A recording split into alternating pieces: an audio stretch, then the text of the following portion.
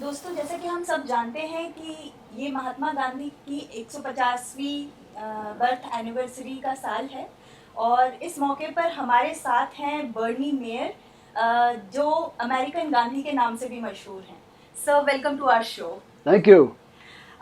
Sir, I would like to start with how do you define Gandhi? How do I define Gandhi? Yeah.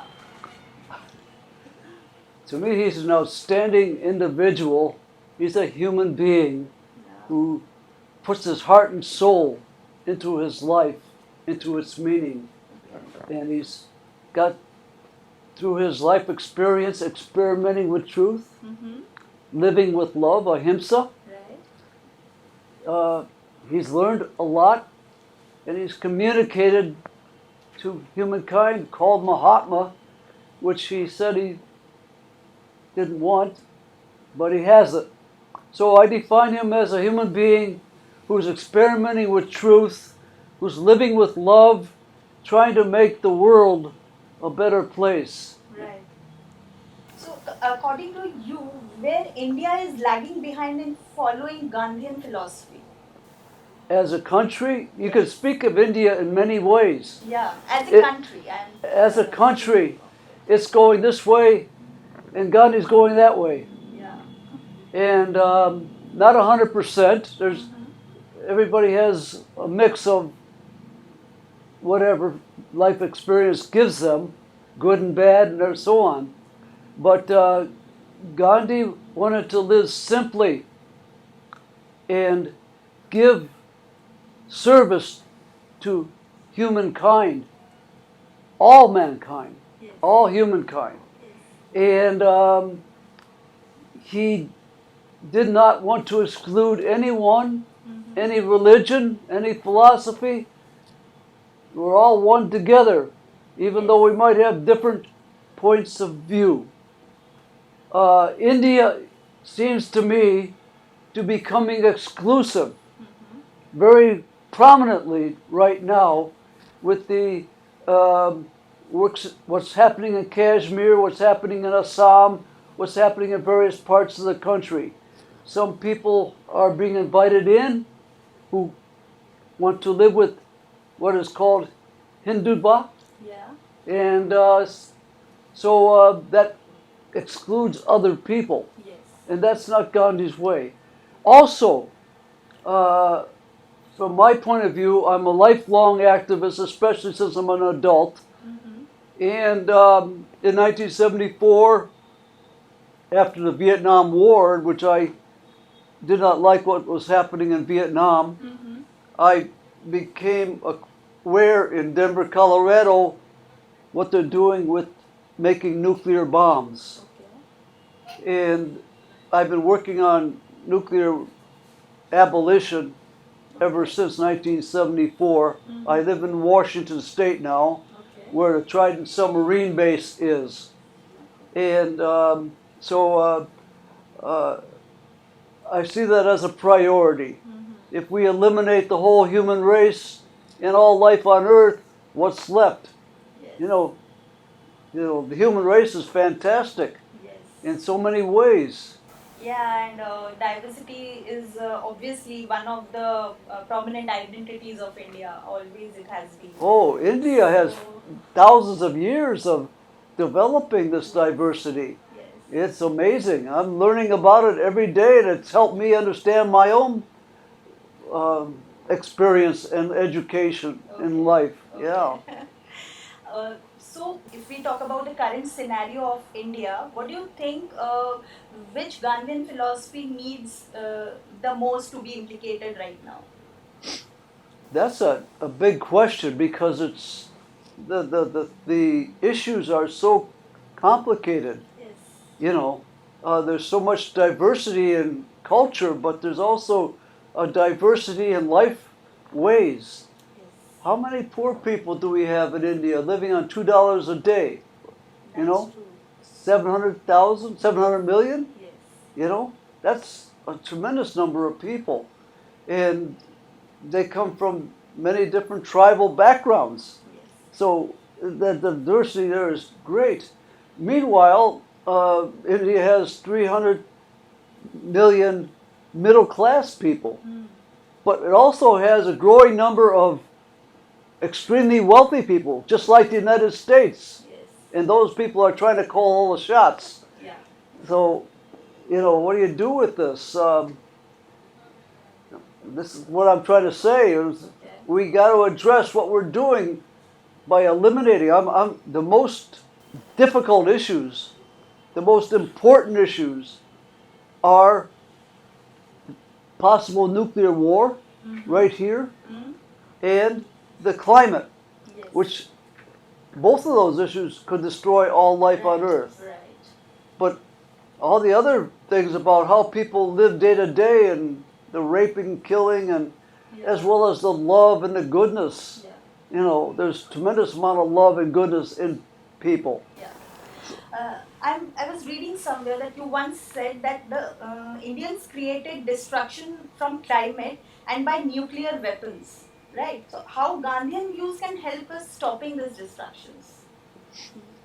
I just think listening to his principle of seeking truth.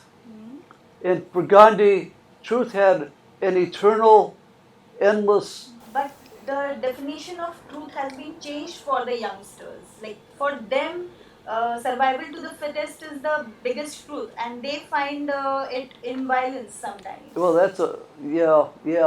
That's a hard. That's the struggle going on. Yes. What do you do with? So how can we make them assure that the Gandhian philosophy of believing in truth? So how can they find their truth?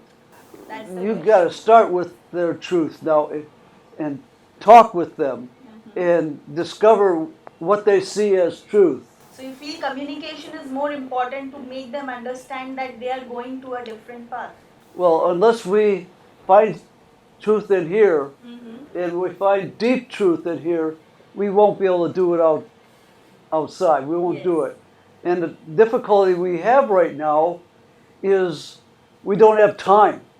We humans have not been in this position of imminent death for everybody.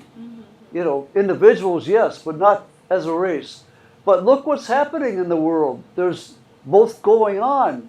The young people today are saying, what are you doing to us? We don't have a life. We don't have a future. Yes.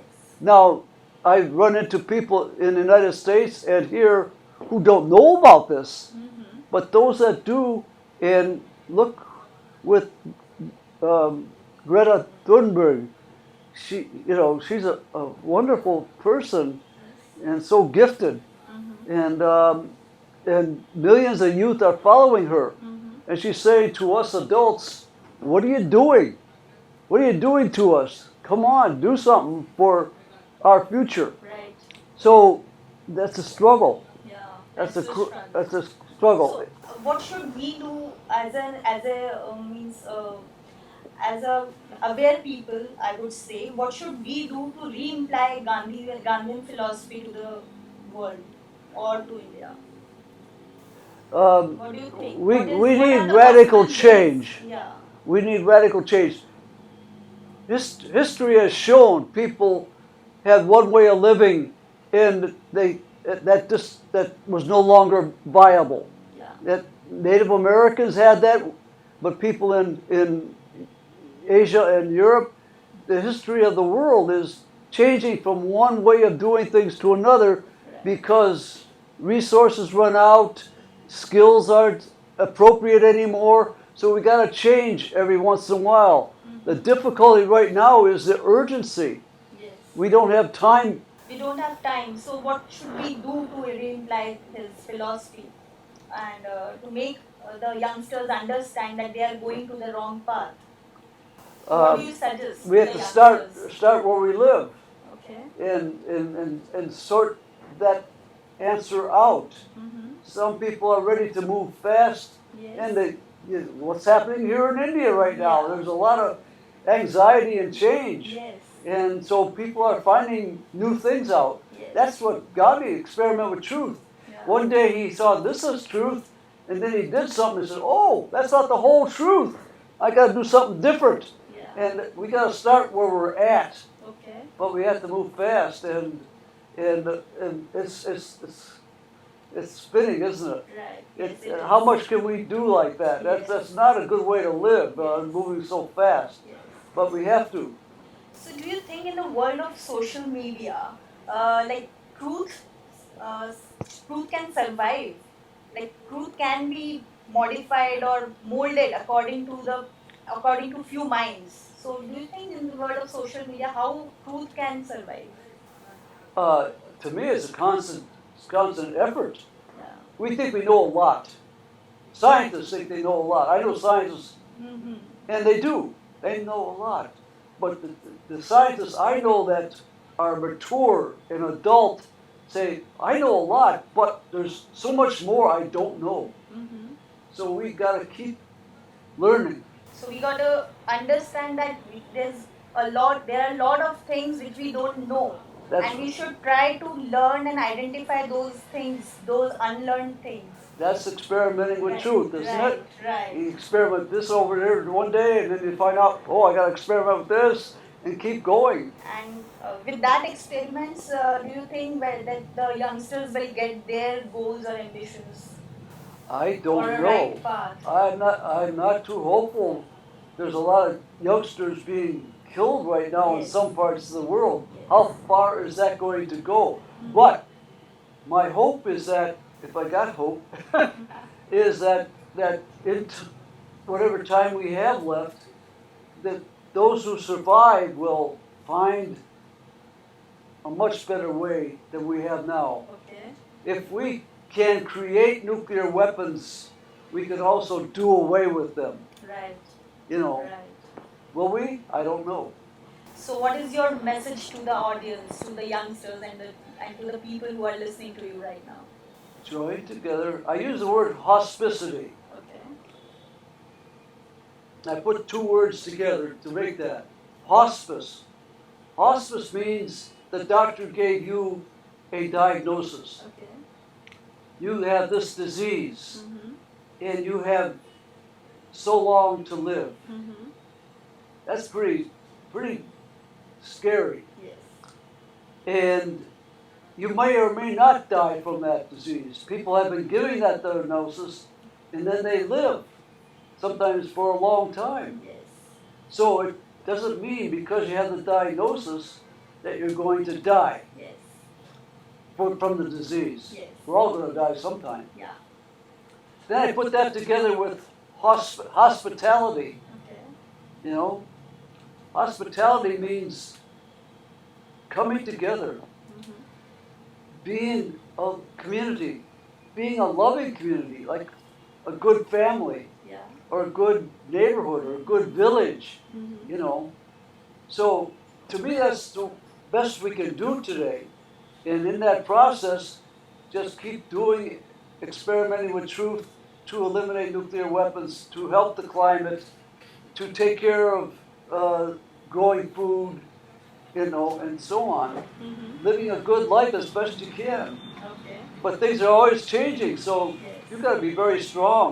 Yes. And that's why we got to do it together. Yes. We need to be strong together. Okay. I don't have a better answer than that, you know. Okay.